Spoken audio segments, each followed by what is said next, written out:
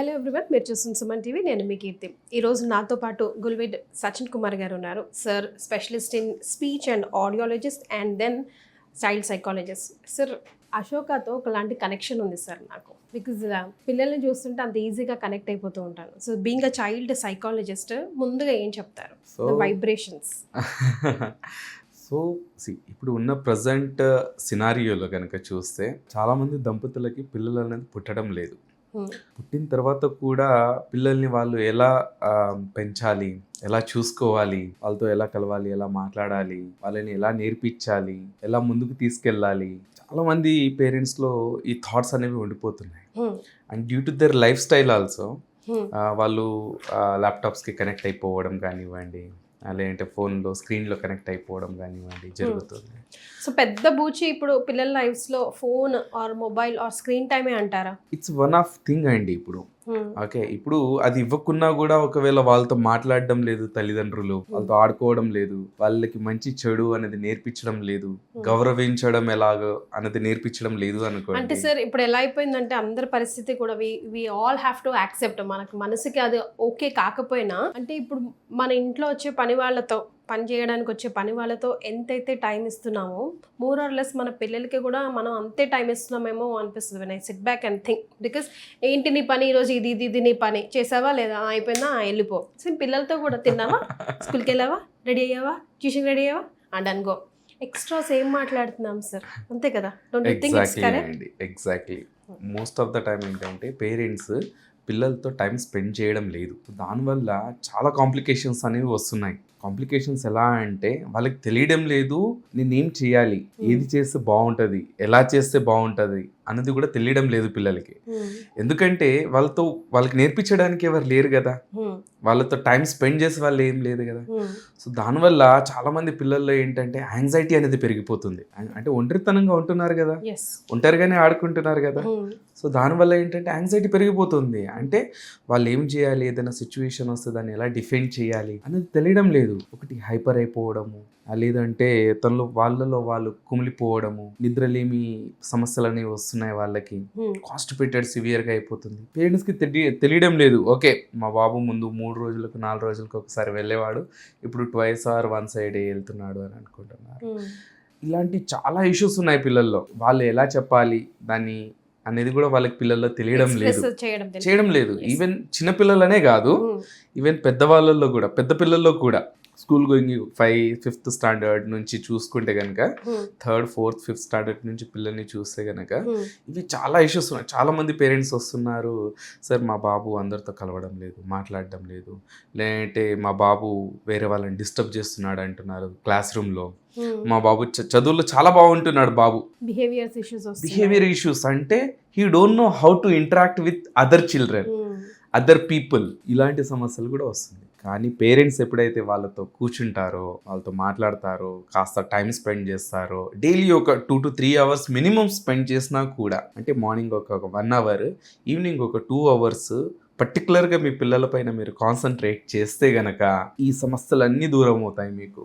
కాకపోతే మీ పిల్లల్ని మీరు అర్థం చేసుకోగలగాలి. టైం స్పెండ్ చేస్తున్నంత మాత్రాన సమస్యలు తీరిపోతాయా అంటే కాదు, వాళ్ళని అర్థం చేసుకోవడం చాలా ఇంపార్టెంట్ ఇక్కడ.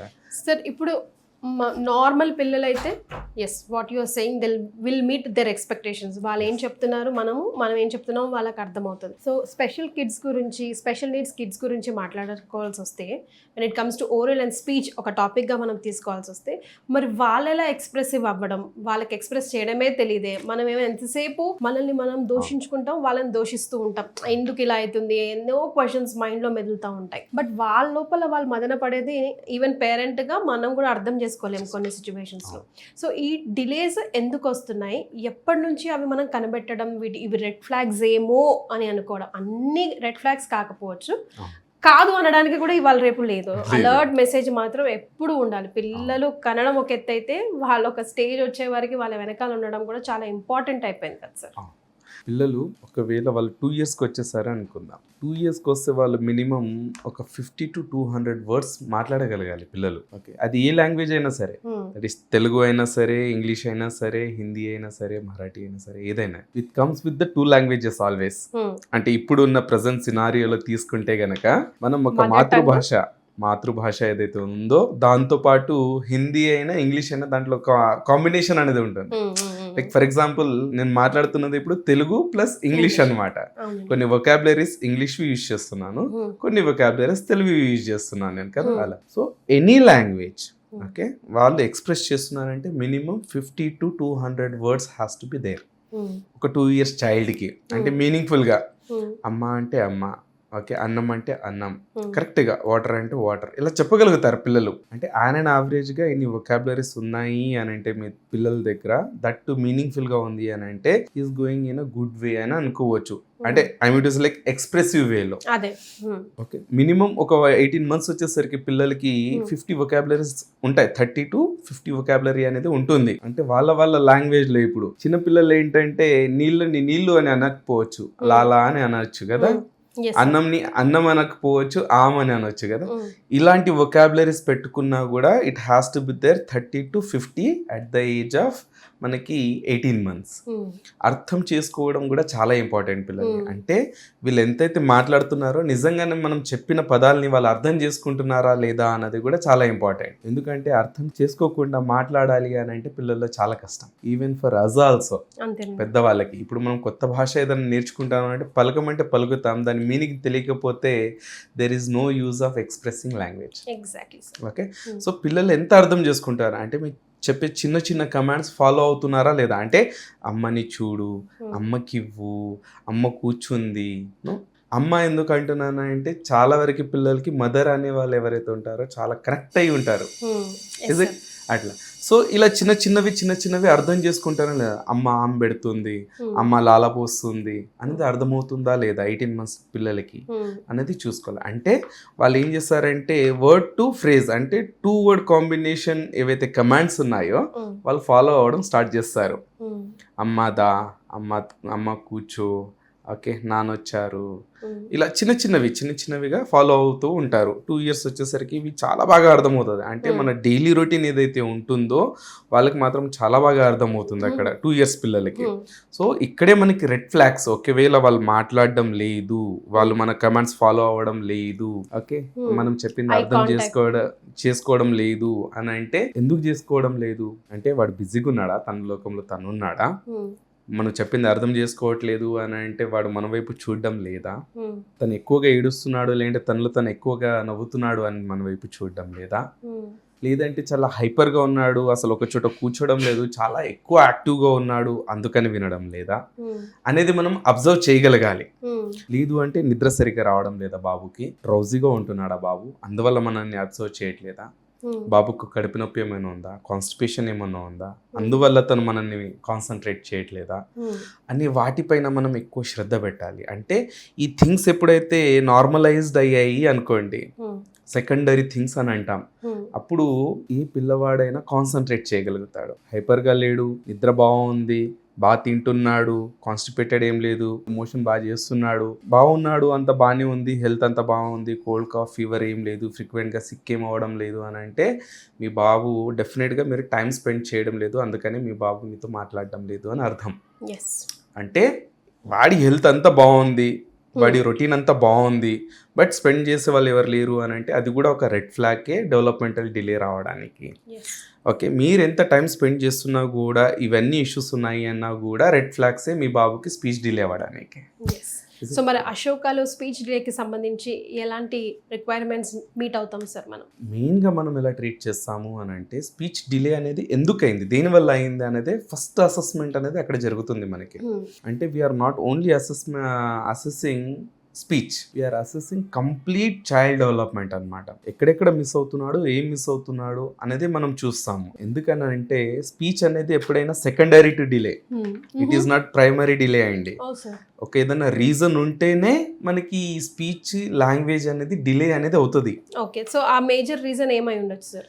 Most of the time what we are seeing is ఇప్పుడు అంటే పిల్లల మోటార్ మైల్ స్టోన్స్ బాగున్నాయి, అంటే ఈ నడవడం, నిలబడడం, పరిగెత్తడం అంతా బాగానే ఉంది, నెక్ హోల్డింగ్ అంతా బాగానే ఉంది, దాన్ని మోటార్ డెవలప్మెంట్ అంటాం కదా.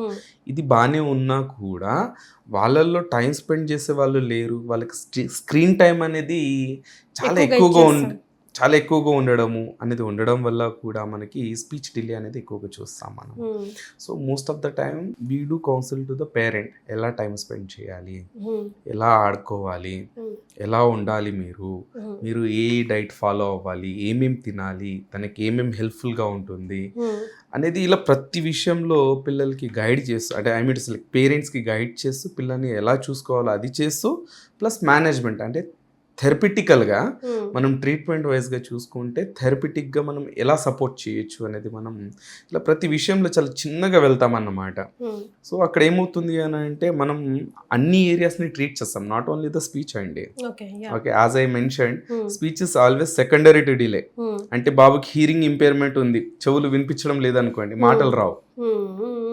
ఇంటెలెక్చువల్ డిసబిలిటీ ఉంది, బుద్ధిమాంద్యత ఉంది అని అనుకుందాం, మాటలు రావు. సెరెబ్రల్ పాల్సీ ఉంది, మాటలు రావు మనకి. లేదు అంటే ఆటిజం ఉంది, ADHD ఉంది, మాటలు రావు మనకి. ఏదైనా సిండ్రోమ్, డౌన్ సిండ్రోమ్ ఉంది అని అనుకుందాం, చాలా ఉన్నాయి మనకి సిండ్రోమ్స్, దానివల్ల కూడా మనకి మాటలు అనేవి రావు. లేదు అని అంటే నరాలకు సంబంధించి న్యూరోలాజికల్ డిజార్డర్స్ ఏమైనా ఉన్నాయి అని అనుకుందాం, మాటలు రావు. అంటే it is always depending on the primary cause.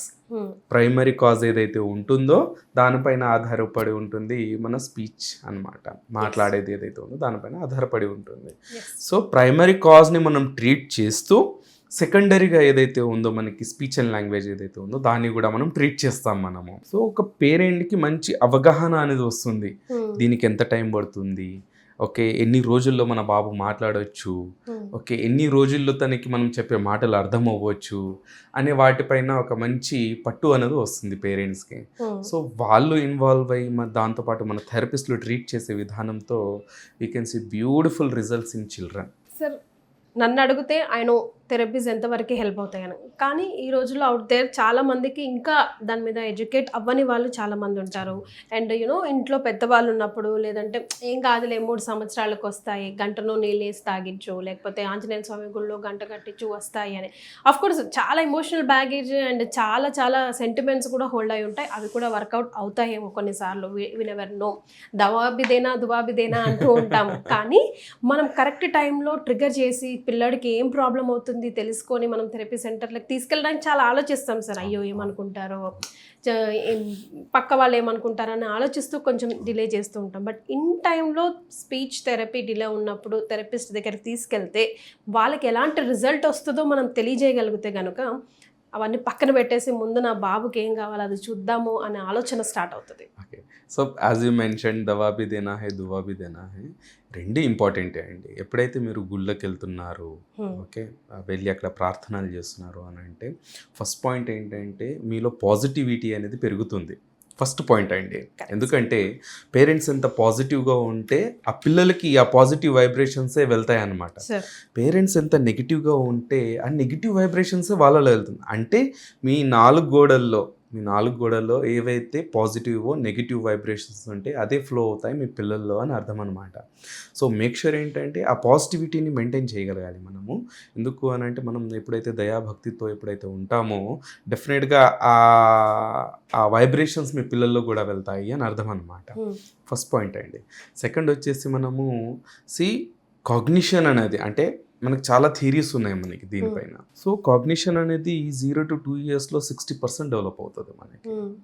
Then ఈ 3 to 7 yearsలో 90% డెవలప్ అవుతుంది మనకి. అంటే కాగ్నిషన్ అంటే మన తెలివితేటలండి, తెలివితేటలు ఏవైతే అక్కడ డెవలప్ అవుతాయి అని అర్థం అనమాట.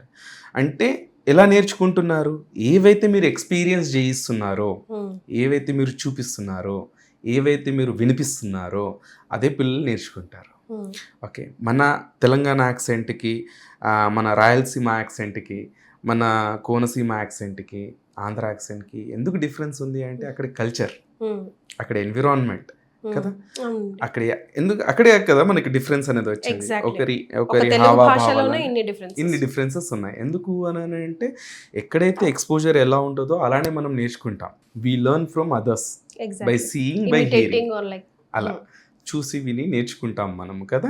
సో ఇమిటేట్ అనేది చేసుకుంటాం, exactly what you side is. So అలా నేర్చుకుంటాం. సో డెఫినెట్గా ఎప్పుడైతే మీరు అవన్నీ చేస్తున్నారో పిల్లలు నేర్చుకోవడం స్టార్ట్ చేసేస్తారు. Best age is to come 2 years అండి. ఓకే, 2 yearsలో మీరు హ్యాపీగా రావచ్చు. మీకు రెడ్ ఫ్లాగ్స్ అన్ని ఎప్పుడు కనిపిస్తాయంటే 18-19 monthsలోనే కనిపిస్తాయి మీకు అన్ని. ఓకే, మీ పిల్లలు మాట్లాడడం problem లేదు, ఉన్నా. కలవడం లేదు, ఏ ప్రాబ్లం ఉన్నా మీకు మంచిగా కనిపిస్తుంది. న్యూరోలాజికల్ డిజార్డర్ బై బర్త్ ఉన్నాయి అని అనుకుందాం, అది అప్పుడే తెలుస్తుంది మనకి. ఎందుకు అని అంటే నెక్ నిలబడడం లేదు, ఓకే, రోలింగ్ చేయడం లేదు, పాకడం లేదు, నడవడం లేదు, కూర్చోవడం లేదు, మనసులోనే కనిపించేస్తుంది అది మీకు. ఇవన్నీ developmental, what we are talking about development అండి. సో ఇవన్నీ మనకి కొన్ని అయితే మంత్స్, మోటార్ డెవలప్మెంట్ అయితే మనకి మంత్స్లోనే కనిపిస్తుంది. 2nd, 3rd, 4th monthలో ఈజీగా కనిపెట్టవచ్చు మనము. లేదు ఈ మోటార్ డెవలప్మెంట్ బాగుంది అని అంటే 18 to 19 months is a very good time. You will get to know that what are the red flags అనేవి. ఓకే, అప్పుడు మీరు కొంచెం టైం స్పెండ్ చేసి మాట్లాడడము, ఆడుకోవడము, ఓకే, నేర్పించడం అనేది చేస్తే ఒక 2-3 monthsలో ఎంతో కొంత డెవలప్మెంట్ అనేది కనిపిస్తుంది. బట్ ఒక 2 years వచ్చేసరికి you can come to the directly to the therapist అనమాట. అసెస్మెంట్ చేయడము, ఎక్కడెక్కడ ఇష్యూస్ ఉన్నాయో ట్రిగర్ అక్కడ ఫైండ్ అవుట్ చేసి మనం థెరపీస్ ఇవ్వడం అనేది స్టార్ట్ చేస్తే మాత్రం వితిన్ 1 to 1.5 yearలో మీ కిడ్ నియర్ టు నార్మల్గా వచ్చేస్తారు మీకు. ఎందుకనంటే ఇప్పుడు దానికంటే ఎక్కువ డిలే చేశారనుకోండి మీకు ఏజ్ గ్యాప్ అనేది పెరుగుతుందండి, టార్గెట్స్ ఎక్కువ ఉంటాయి కదా సార్. ఇంకా ఇప్పుడు మనకి ఒక 4 years కిడ్ అని అనుకోండి, వాడు సింపుల్ సెంటెన్సెస్ మాట్లాడతాడు క్లియర్గా. అమ్మ నాకు అన్నం కావాలి, నాకు పెట్టు అని చెప్తాడు 4 years కిడ్. ఓకే, ఈ 4 years కిడ్ అప్పటికి డిలే ఉంది అని అనుకోండి, వాడు 1 wordలోనే ఉన్నాడు అని అనుకోండి. 1 word is means 18 months. 18 months బాబు అంటే ఆల్మోస్ట్ మనకి ఎంత డిలే అయింది, 2 to 2.5 years డెవలప్మెంటల్ డిలే అనేది పోయింది. సో ఎంత ఎర్లీగా మనం ట్రీట్ చేస్తే అంత డెవలప్మెంటల్ డిలే అనేది తగ్గుతుంది. అంటే డెవలప్మెంటల్ డిలే అంటే క్రోనలాజికల్ ఏజ్ అనేది ఒకటి ఉంటుంది మనకి కదా. ఫర్ ఎగ్జాంపుల్ 4 years అని అనుకున్నాం, డెవలప్మెంటల్ ఏజ్ అనేది ఒకటి ఉంటుంది. డెవలప్మెంటల్ ఏజ్ అంటే మనకి ఏదైతే మాట్లాడుతున్నాడో, అంటే 1 wordలో ఉన్నాడు అని అంటే మనం అనుకున్నాం 18 to 20 months అని, అది డెవలప్మెంటల్ ఏజ్ అట్లా. సో ఎంత ఎర్లీగా ట్రీట్ చేస్తే అంత మనకి ఈ డెవలప్మెంటల్ గ్యాప్ ఏదైతే ఉంటుందో, ఏజ్ గ్యాప్ ఏదైతే ఉంటుందో అది తక్కువ ఉంటుంది. కాబట్టి త్వరగా ట్రీట్ చేసి బయటపడిపోవచ్చు. స్కూల్కి వెళ్ళిపోతాడు, 3 years వచ్చేసరికి కిడ్ స్కూల్కి వెళ్ళడం ప్రారంభిస్తాడు. అక్కడే నేర్చుకుంటాడు, ఇంకా మళ్ళీ అక్కడ సోషల్ స్కిల్స్ నేర్చుకుంటాడు, ఇమిటేషన్ స్కిల్స్ అనేవి పెరుగుతుంది, సెల్ఫ్ హెల్ప్ అనేది పెరుగుతుంది, అకాడమిక్స్ అనేది వస్తాయి మనకి స్కూల్లో. బట్ ప్రైమరీగా ఇవన్నీ ఉండాలా, ఇవన్నీ ఉంటేనే స్కూల్లో.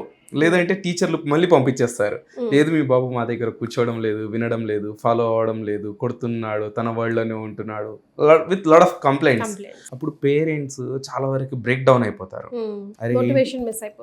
ఒకటి ఏదైతే ఏజ్ ఉందో అది పోతుంది, రెండవది అరే ఏంటి ఈ బాబు, నా బాబుకి ఇలా ఎందుకు ఇలా జరిగింది, ఎందుకు నా బాబే ఇలా ఫాలో అవ్వడం లేదు, ఎందుకు వీళ్ళు ప్రతిసారి నా బాబు మీద కంప్లైంట్ చేస్తున్నారు అనేది మానసిక ఒత్తిడి అనేది పెరిగిపోతుంది ఇక్కడ మనకి. These are the main concerns అన్నమాట ఇప్పుడు. సో ఇప్పుడు ఈ వీడియో ఒక్కటి సేవ్ చేసి పెట్టుకుంటే ఎన్నో కన్సర్న్స్, రెడ్ ఫ్లాగ్స్ చెప్పారు. ఒక్క స్పీచ్ డిలేకి సంబంధించేసారు. అందులో మీకు ఏ 2-3 డౌట్ ఉన్నా కూడా it's like high time, just call lift చేసి కింద స్క్రోల్ అవుతున్న అశోక్ నంబర్కి కాల్ చేయండి. ఏమేమి మీకు ప్రాబ్లమ్స్ అనిపిస్తుందో ఒక్కసారి అపాయింట్మెంట్ తీసుకొని మాట్లాడండి. ఎందుకంటే as sir very rightly said, ఇప్పుడు టైం పోతే ఇంకెప్పటికి రాదన్న కాదు, కానీ పోయిన టైం మాత్రం లాస్ అవుతుంది, దాన్ని ఎవరైనా పొడ్చలేము. Right sir? రైట్ అండి. Thank you so much for joining us. Thank you.